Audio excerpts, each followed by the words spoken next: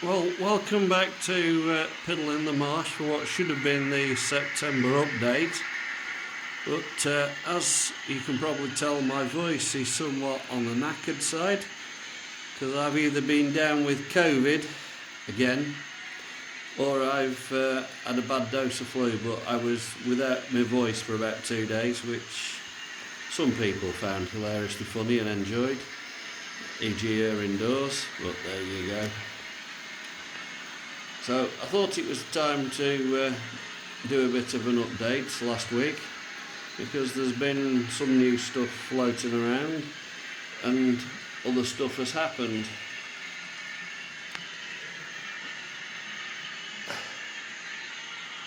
So if I do stop talking for a second, you'll know why. It's because I've run out of breath or I'm about to have a massive coughing fit. Anyway, the first thing I can show you is, if it comes round the corner, here we go, is after about 2 to 3 years off the layout because it broke, I've got my 31 running again. Now it's still in running in mode. It's not smooth as it should be yet. It's had a new Farish motor. It's had to have a new board in it and a couple of other bits as well. And it runs smoothly after it's been running for about half an hour or so. But at least we've got it running again.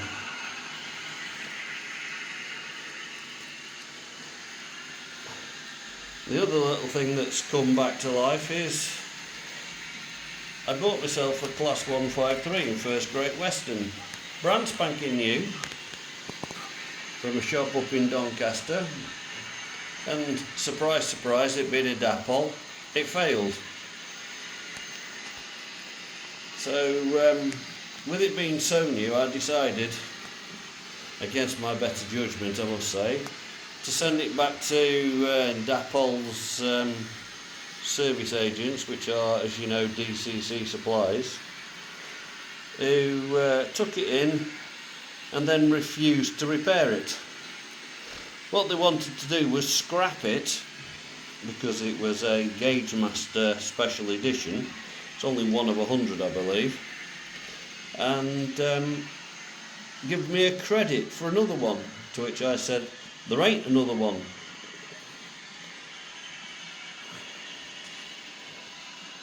So they ended up sending it back to me. I purchased from them, which I now regret, a new Dapol motor because I couldn't get a Tram Fabric one. There's the 31 and the 150, and I ended up repairing it myself, which it now works. But as with all Dapol motors, it's noisy compared to the others by a long way, but it is at least running around the layout again. I will say though, if you're going to take one of these apart to put a new motor in, they're not the easiest of ones to do. You literally have to start from the roof off, take the windows out, take the decoder section out, take the cabs out inside, and then take the floor out before you can even get anywhere near taking the body to get to the motor. So they're a fun build.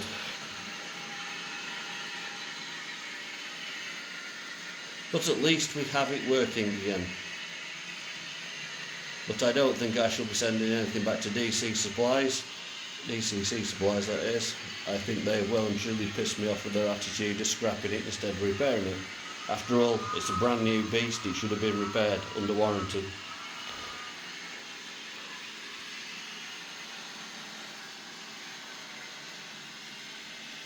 It did have a light bar in to start with, but that's ended up somewhere else, because it just happened to go there, so I've got to get another one for it.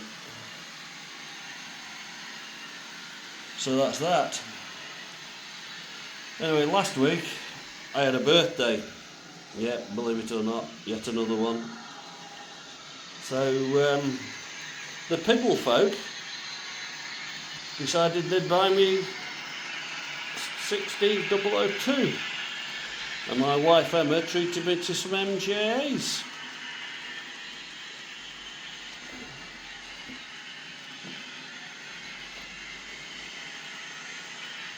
which is absolutely superb, and it's been fitted by me with U2's sound chip, which, if I remember rightly, is an MS 580N, which is the bigger one than the actual one that fitted standard by Graham Farish. This is a 590, so it's got a bit of stay alive capability in it. And I will say it runs absolutely beautifully. Now this is the one that comes in the special box, and you get a badge with it and other bits, and you also get this, which is a metal plate that goes on.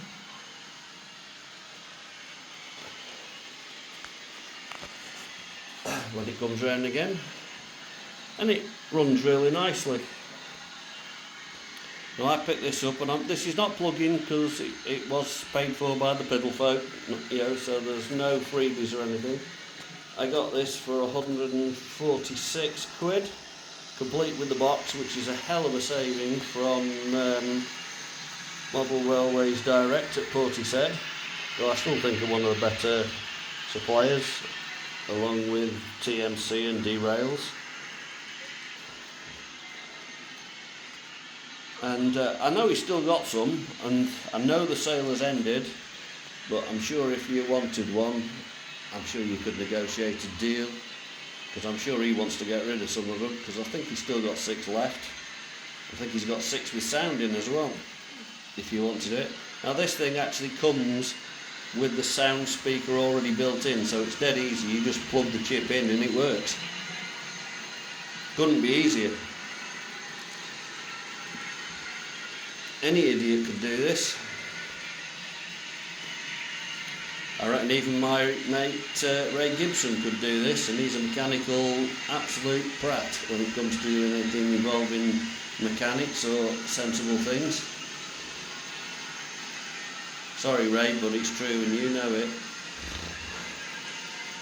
So, yep, that was my lovely birthday present. And I've got some locos working again, which is really good. Right then, next up is my Great Western Railway HST, which, if you remember, I used to run with just 3 coaches on it and say it was a castle set. Well, it was really because I couldn't get 2 more coaches for it. Well, as you can see, with that well-known sales app, I managed to pick up 2. So when I have a what is for Piddle in the Marsh a full-length HST set, which is 5 coaches, because as you can see, it just fits in the station. So that's that. And the other point is, when you come back here where the control section is, as you can see, there's 4 lines here, and you can actually park it in here to make it so that I can fit. So that's why we only run 5 coach HSTs, and why certain trains are a certain length, because it's the most I can run with the room that I've got available. Anyway, next up is, if you remember, I had a 156. Well, I managed to pick up for an absolute song, again from eBay. If I remember rightly, it was £18. I couldn't believe my luck. I picked up a dummy set in Regional Rail, which goes with the Central Trains livery, I think it is, which is just the Regional Railways one with these Regional Railways moved out. They've had the light bars fitted, and it's all running nicely.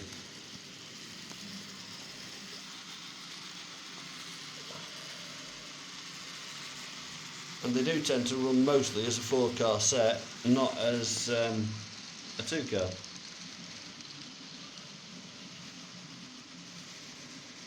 So I've done pretty well there, in my opinion. I think the wheels on one of them coaches want cleaning, but never mind. So I've now got a full length Great Western HST and a 4-car or 2 unit sets for 156, which suits me to the ground. Now, as you can tell, I've changed ends from the station end to the control end, so while we're here I might as well show you what's happened underneath, because if I can do it, because, well, there we go, all the lines are now in, because if you remember rightly, I think it was 23 and what have you were not in, if that's it. So they're now all in, they all work and pretty much populated. The centre ones have changed a bit. Now I have made one change under here, which if you'll just come with me round here, and that was me flicking the door stop, not something else, if you heard the doink noise. I have fitted some of these, which are re-railers from Kato. And if you have a look, you can just about see it there. If I can do it, come on. I don't want to. Oh, it does. There. They're on all 3 tracks. Because occasionally, when you're viewing down the back of the from the control end, you don't quite get it lined up right for the railing, and they had a habit of the odd one or two just jumping off. Now why it was just the odd one or two and not the whole train, I don't know, but that solved the issue, and now they all just jump straight out without any problem, which is good. Makes life an awful lot easier for me, especially on that middle one, because it's a bugger if anything comes off on that one. Right, I'm going to leave you for a minute. I'll have to carry on shortly. I need a damn good cough. Right then, that's me coughing over. Right, well next up I think is going to shock most of you, because I've actually bought myself a Class 66. And you know I don't rate much to Class 66s. They're as common as dog shit, and I don't particularly like them. But the livery on this one surprised me, and for me it was a must when I also realised it's been down the Minehead branch to Minehead, taking rocks down to the coast there to do a load of sea defences. So it had to be. And the train I originally got it for, or to try with, was the Yeoman hoppers that I've got. But it wouldn't even pull them, wouldn't even move them. It was absolutely useless at shifting anything, it's far too light. So, next best up was the Yeoman trucks, which I have been trying to collect for a long time. In fact, I think this is over 3 years in the waiting to get these, and I've had to pick them up 1 and 2 at a time from places, because they are, as they say, as rare as rocking horse droppings.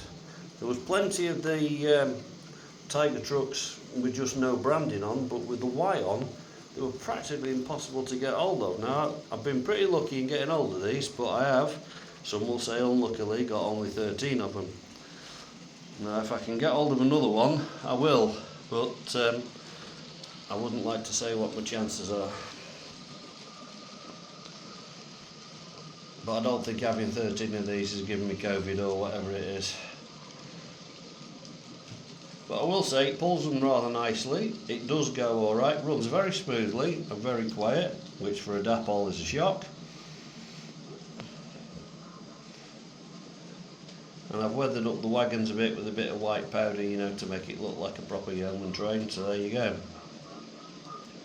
Now the next train, which you've just seen a bit of it floating around as it comes round, is now currently my longest train, and I think it will stay as my longest train. And it's all new to me. The 47 is in rail freight grey, as you can see, that's pulling it, and the GBRF wagons have all got a coal load in.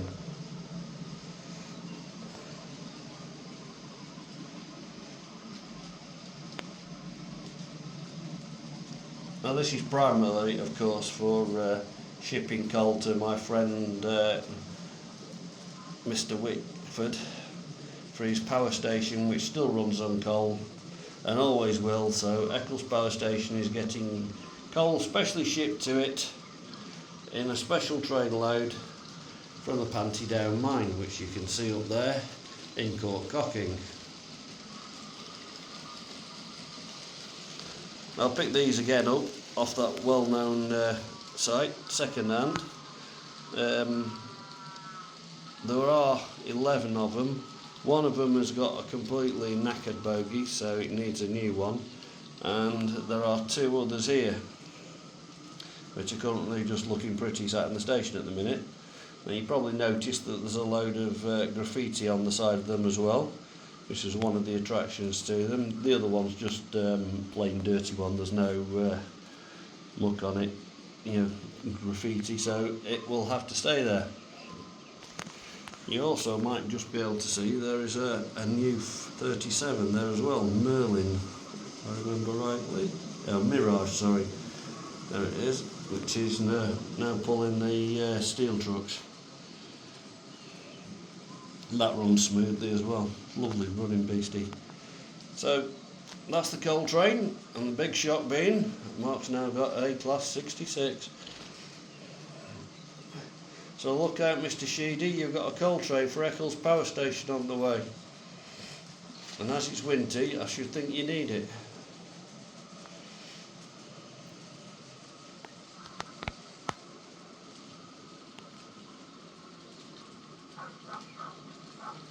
The 47 seems to pull anything without any effort, because it drags the whole of this lot up the helix as well without any issue at all, which is fantastic. As you can see them, can you see any graffiti? Oh, there's a bit there on one of them.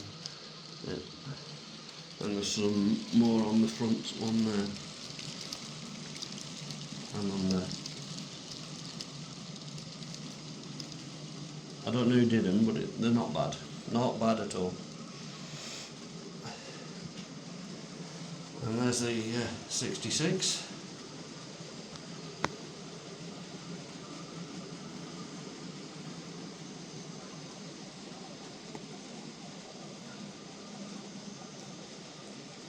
Which is the Aggregate Industries livery.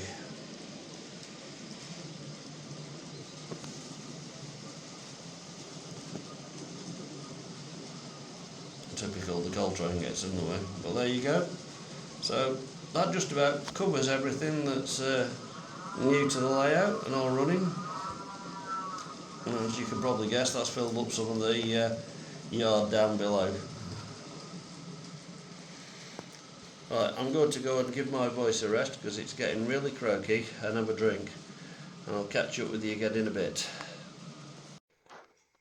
So welcome to the kitchen, because I think this is the best place to show you another present that my darling wife and her daughter Megan decided was exceedingly funny for me. They bought me a train. And they think this is hilariously funny.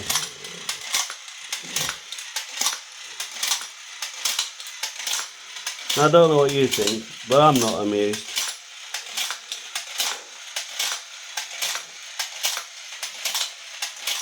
So I now have a train that lays dominoes. Doesn't care it's too big for the track.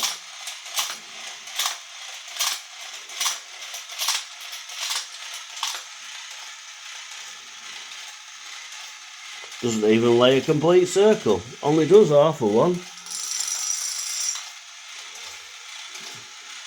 They're not funny, are they? Well, it is actually the following day now, but that's the way it goes. My voice just went and couldn't do, so we're nearly over anyway. I've just got a couple more bits to show you, and that is, thanks to Chris Inge, there's been a couple of things put on the layout. You might just be able to see there on top of the gate, there is actually a train spotter.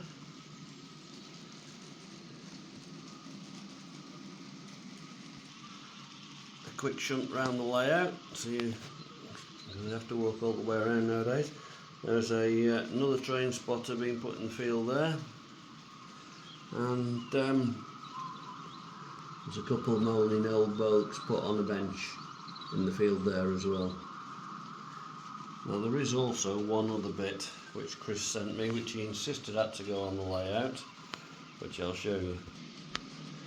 Now if you're somebody who follows the innocent tales of Piddle folk, you'll know there's all sorts of bits all over the layout.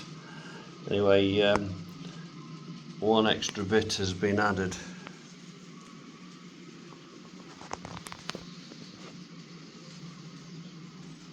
There's a bit of hanky-panky going off in the rocks.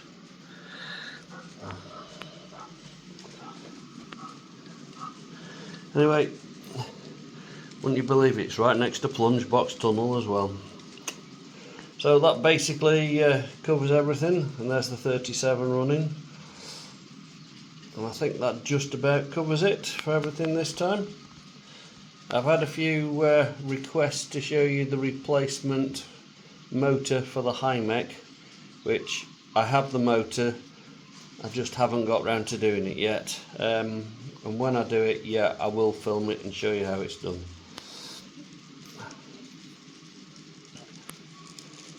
So anyway, that's the update from Piddle in the Marsh for this autumn or September. I don't know when the next one will be, because it depends what's happening. There's not an awful lot more I can keep doing to the layout other than suddenly have a mass Ewan Chalmers and rip half of it out and start again, which could happen, one never knows. So thanks for watching, and I'll see you again soon.